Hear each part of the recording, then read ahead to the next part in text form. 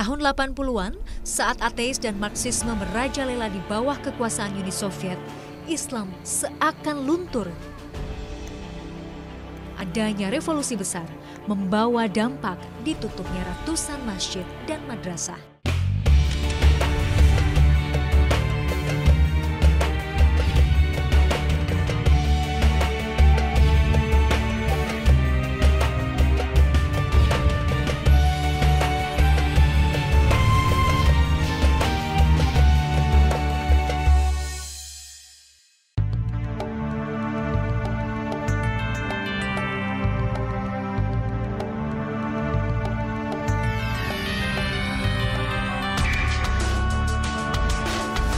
Jazirah Islam tidak hanya menceritakan tentang kisah umat muslim di kota-kota besar, tetapi kami juga menceritakan bagaimana kehidupan muslim di wilayah pedesaan.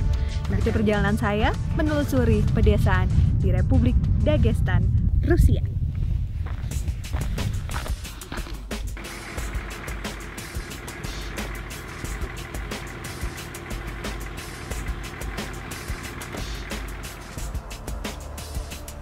Rasa penasaran akan kisah Islam di belahan lain Rusia membawa saya pada perjalanan mengarungi pegunungan Kaukasus. Dagestan, salah satu negara bagian Rusia, menjadi tujuan saya kali ini. Dagestan membentang dari daerah ketinggian hingga ke tepi Laut Kaspia. Dagestan juga berbatasan dengan negara Azerbaijan dan Georgia. Untuk sampai ke kantung muslim di pedesaan Dagestan, saya harus berkendara selama 6 jam. Alhamdulillah kita sudah sampai di desa pertama di Dagestan, di Rakata. Saya akan bermukim di rumah milik Kurban. Assalamualaikum. Waalaikumsalam. Jadi ini adalah tuan rumah Kurban, Avar. Nah, Avar, ketua etnik Avar yang tinggal di desa Rakata. Kita akan mukim di rumahnya Kurban malam ini. Inilah keluarga besar Kurban, salah satu keluarga muslim Dagestan yang berbaik hati menerima saya sebagai tamu mereka. My name Elmira. Elmira. I'm a teacher. Teacher? Wow, in Rakata. It is teacher.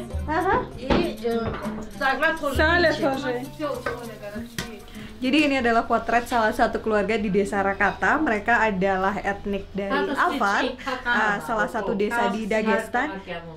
Seperti yang sudah saya perkirakan, kami sesama muslim, suasananya sangat hangat. Ini adalah Zahra, nyonya rumahnya. Dia akan menjadi tuan rumah tempat saya menginap, bermukim malam ini.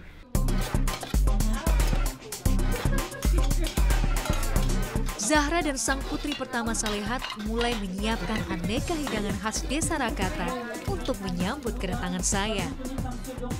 Ada hinkal, berupa rebusan daging yang telah diasinkan. Tak lupa pula roti sebagai sumber karbohidrat, salad, dan juga buah kering yang sudah menanti untuk dicicipi. Bagi warga desa Rakata, tamu merupakan kehormatan bagi tuan rumah. Kedatangan saya dari Indonesia disambut dengan keramahan berupa sajian beragam makanan tradisional Dagestan.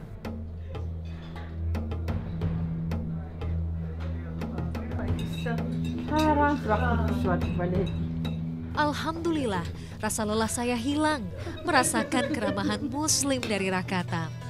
Suasana benar-benar hangat, rezeki Allah yang terhidang di meja, begitu kami syukuri. Nah, setelah makan malam, kini saatnya saya beristirahat. Tuan rumah sudah menyediakan saya kamar untuk beristirahat. Jadi, saya istirahat. Allahu Akbar, Allahu Akbar. Suara kumandang azan menjadi pembuka hari. Saya akan menelusuri Rakata untuk melihat lebih dekat geliat kehidupan muslim di desa ini.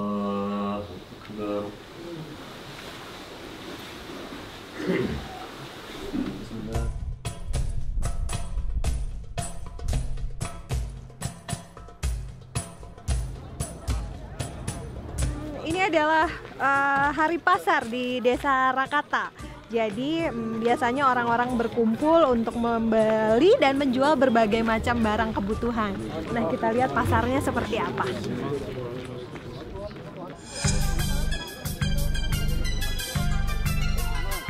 Setiap hari Sabtu, pasar mingguan digelar di salah satu lapangan di Desa Rakata. Biasanya hanya berlangsung dari pukul 9 hingga pukul 12 siang. Para penjual datang dari desa tetangga. Mereka menjajakan beragam barang kebutuhan, dari mulai bahan makanan hingga barang rumah tangga lainnya. Tinggal di daerah pegunungan membuat sebagian besar Muslim Afar mencari nafkah dengan bercocok tanam. Tak heran, saya menemukan aneka hasil kebun dijual di sini.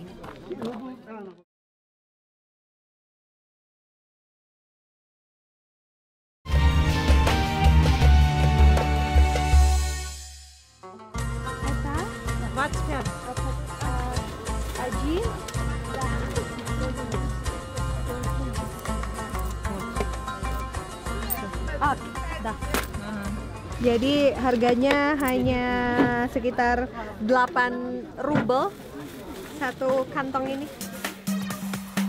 Ada sekitar 14 etnis yang hidup di wilayah Dagestan. Salah satunya adalah suku Afar, kelompok Muslim yang menghuni Desa Rakata. Afar adalah etnis Muslim terbesar di Dagestan. Jumlahnya mencapai 800.000 jiwa dari 2,9 juta jiwa populasi di Dagestan. Jika para wanita sibuk jual beli, kaum pria lebih menggunakan kesempatan di pasar mingguan Rakata untuk saling bercerita dan menjalin tali silaturahmi. Fakta unik tentang Dagestan. Negara bagian Rusia ini punya julukan Mountain of Languages atau Gunung Bahasa. Faktor invasi bangsa Arab, Persia, Turki hingga Mongol menjadi sumber keragaman bahasa di Dagestan. Selain itu, Dagestan juga menjadi rumah bagi 14 kelompok suku di pegunungan Kaukasus. Suku-suku ini berbicara bahasa Kaukasia, Iran, dan Turki dengan kata dan gayanya masing-masing. Saya kembali melanjutkan perjalanan, melihat lebih dekat kegiatan warga Muslim di Desa Rakata. Kali ini saya akan mengunjungi salah satu sekolah di Rakata. Kita lihat kelasnya seperti apa. Meski terletak di wilayah pegunungan dan jauh dari modernitas, namun pendidikan bagi warga Muslim Afar tetap yang utama. Ini bisa dilihat dari fasilitas sekolahnya yang sangat memadai. Ada sekitar 100 siswa yang belajar di sekolah ini. Selain mendapatkan mata pelajaran umum, mereka juga diajarkan berbagai hal berkaitan dengan Islam. Dahulu, sebelum diambil alih oleh Uni Soviet, Dagestan punya puluhan madrasah yang menelurkan ratusan guru agama Islam. Sayang, kini hanya sedikit madrasah yang tersisa. Sebagian besar madrasah di Dagestan hancur dan dirubah menjadi sekolah umum yang diawasi oleh negara. Aisyah, how are you? I'm fine, thank you. Wow, you're beautiful. Beautiful. Thank you. Aisyah. Anissa. Ini adalah salah satu murid di sekolah di Rakata. Yang tadi saya bilang mereka punya pelajaran bahasa Inggris. Jadi saya beruntung nih bisa berkomunikasi. Anissa, how old are you?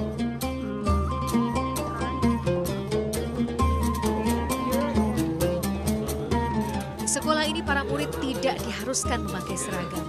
Namun, wanita wajib untuk memakai kerudung dan mengenakan pakaian yang sopan. Tidak seperti di madrasah, di mana murid laki-laki dan wanita dipisahkan.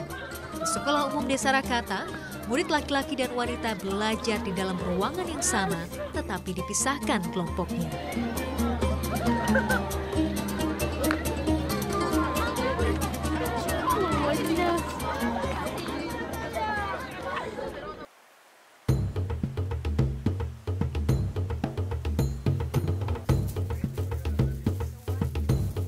Kata juga menjadi salah satu desa di Rusia yang memproduksi selai urbeh dengan cara tradisional. Selai urbeh merupakan kebanggaan orang Dagestan. Konon, selai urbeh terbaik dari Rusia dihasilkan di desa ini. Selai urbeh terbuat dari beragam biji-bijian yang tumbuh di kawasan Dagestan, seperti biji popi atau tanaman linen, biji buah aprikot, dan biji bunga matahari. Pekerjaan ini memang biasanya dilakukan oleh kaum perempuan di desa Rakata. Jadi bagian mengaduk biji flag, ini memang sangat penting, harus dilakukan berulang kali dan tidak boleh hangus. Sebelum digiling, biji yang akan dipakai untuk membuat selai harus dikeringkan terlebih dahulu di atas api selama beberapa menit. Besaran api juga harus dijaga agar kualitas rasa selai urbeh tidak berubah.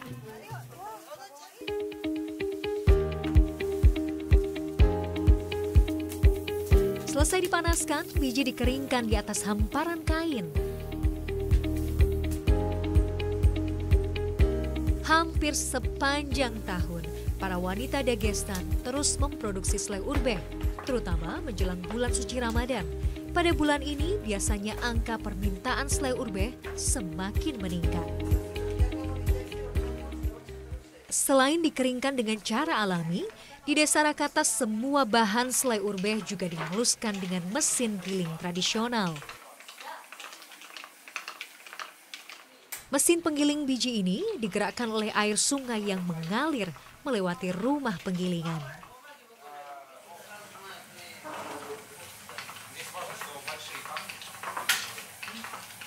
Nah, jadi setelah dikeringkan dengan menggunakan api, ini baru terlihat campurannya yang dimasukkan mesin giling yang dioperasikan dengan air.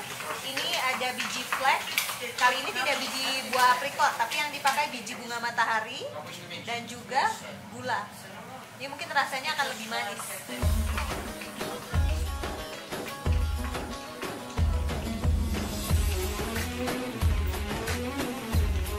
Bagi orang-orang Dagestan, urbek, makan sesendok urbek ketika waktu sahur itu akan memberikan kekuatan tenaga untuk berpuasa seharian penuh. Ramadan urbek. Dah.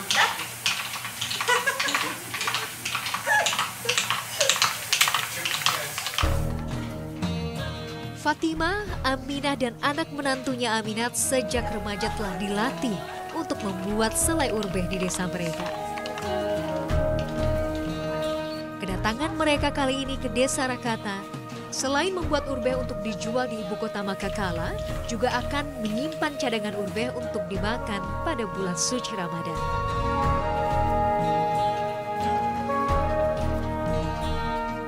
Meski pekerjaan mereka tidak mudah dan melelahkan, mereka tidak pernah meninggalkan kewajiban untuk sholat dan mengingat Allah Subhanahu wa Ta'ala.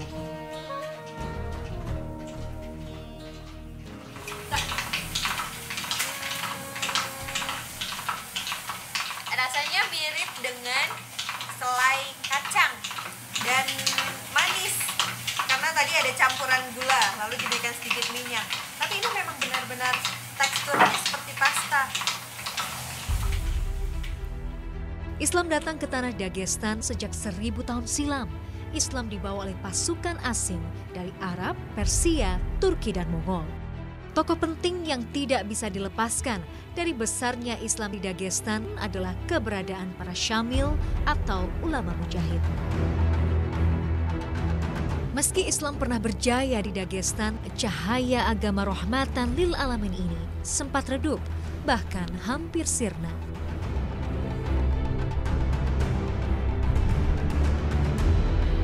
Tahun 80-an, saat ateis dan Marxisme merajalela di bawah kekuasaan Uni Soviet, Islam seakan luntur.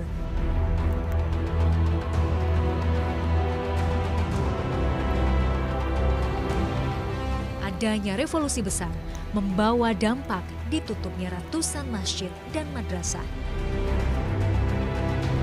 Hanya di desa-desa, Islam masih terus dipraktekkan secara sembunyi-sembunyi.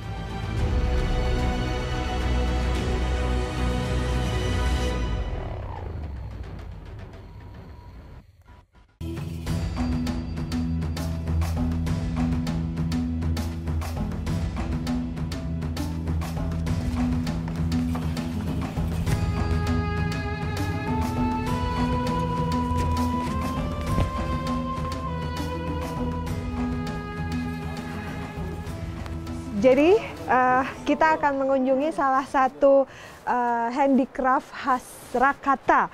It's burka.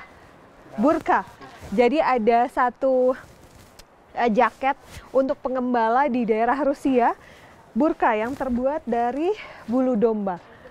Kita lihat pembuatannya.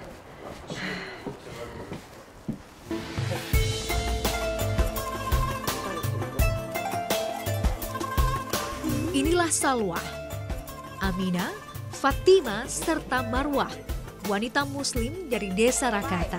Mereka merupakan pembuat kerajinan jubah tradisional bernama burka. Jubah burka terinspirasi dari seragam pasukan tentara Rusia pada abad ke-18 ketika Perang Kaukasus pecah di Dagestan. Terbuat dari bulu domba, membuat jubah burka terkenal akan daya tahannya menghadapi cuaca dingin ekstrim di Rusia yang bisa mencapai minus 50 derajat Celcius. Setelah terbukti ampuh, jubah burka semakin populer dipakai pengembala ternak di wilayah pegunungan Kaukasus. Di Dagestan, hanya desa Muslim Rakata dan desa Andi yang hingga saat ini masih membuat kerajinan burka. Jadi bulu-bulunya jadi halus seperti ini. Ini nanti akan tinggal ditempelkan ke bagian coatnya.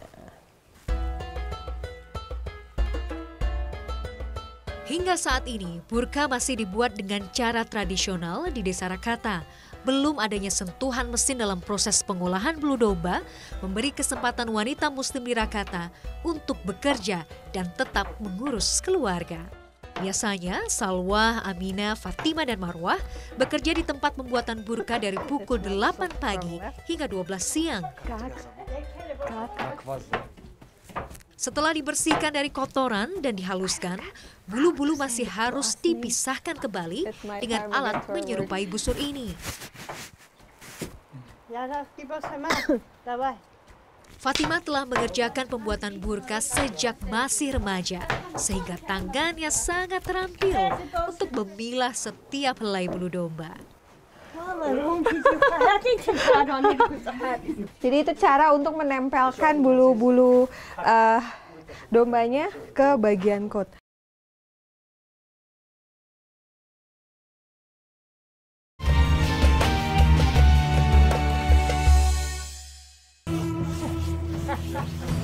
Bagi wanita muslim Rakata, bekerja sebagai pembuat burka menjadi satu-satunya pilihan untuk mendapatkan tambahan uang bagi keluarga. Pekerjaannya berat sekali. Jadi kalau bulan Ramadan, Ibu Fatima dan wanita muslim lainnya di desa Rakata tidak bekerja karena memang pekerjaannya benar-benar menguras tenaga. Jadi wajar kalau selama Ramadan karena mereka harus berpuasa, mereka libur mengerjakan burka. Masya Allah. Sulitnya akses menuju desa Rakata menjadi alasan utama desa ini jarang mendapatkan sentuhan modernitas. Di sisi lain, keterbatasan akses menuju Rakata justru menjadikan desa ini kental dengan nilai-nilai Islami.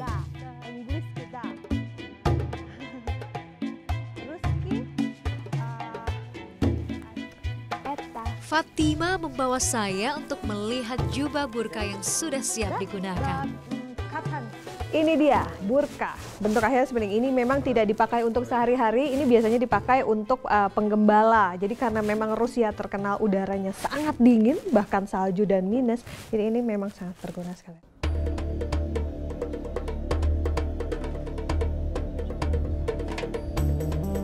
perjalanan saya di Dagestan menyisakan banyak kisah bagaimana Islam memberi warna dalam kehidupan.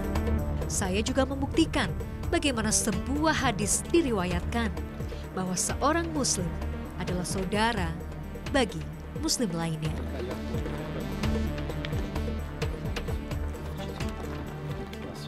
Saya sudah selesai mukim di rumahnya Korban. Thank you, spasiba Korban. Sekarang saya akan melanjutkan perjalanan ke desa selanjutnya di Dagestan. Kita akan ke kita akan pergi ke Gosatır.